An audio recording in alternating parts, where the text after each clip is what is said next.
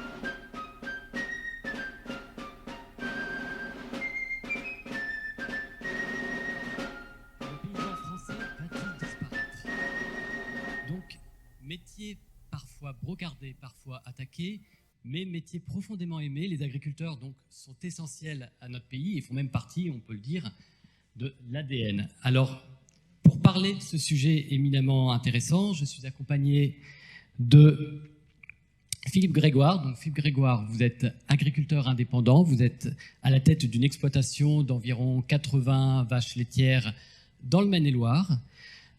Vous êtes également l'ancien vice-président de l'Association des producteurs de lait indépendants, l'ancien vice-président également du mouvement de défense des exploitations familiaux et aujourd'hui coprésident national du SAMU social agricole. Et comment dire, on a des études qui disent que les sécheresses vont se multiplier dans les années qui viennent. Pourtant, on a besoin malgré tout d'eau, on ne va pas se contenter de l'aide de la Nouvelle-Zélande. Donc comment justement on adapte nos sols, notre agriculture justement à peut-être consommer moins d'eau, avoir des nouveaux produits?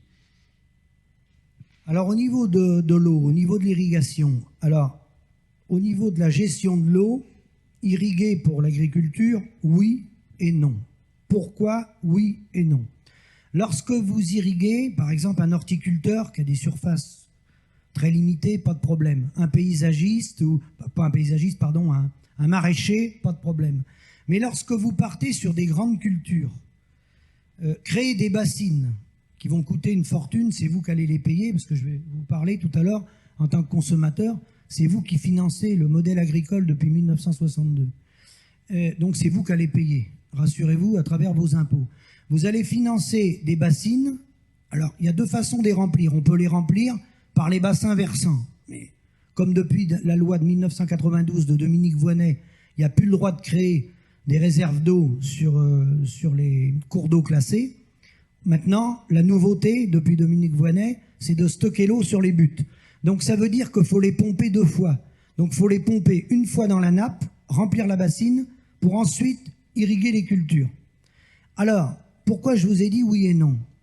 Parce que mettre en place des projets comme ça, qui vont coûter des fortunes, si c'est pour produire, je vais vous prendre un exemple, du lait, avec la laiterie Sodial, qui est la plus grosse coopérative française, à jeu égal avec Lactalis, une partie de ces produits est exportée en Afrique, au Burkina Faso.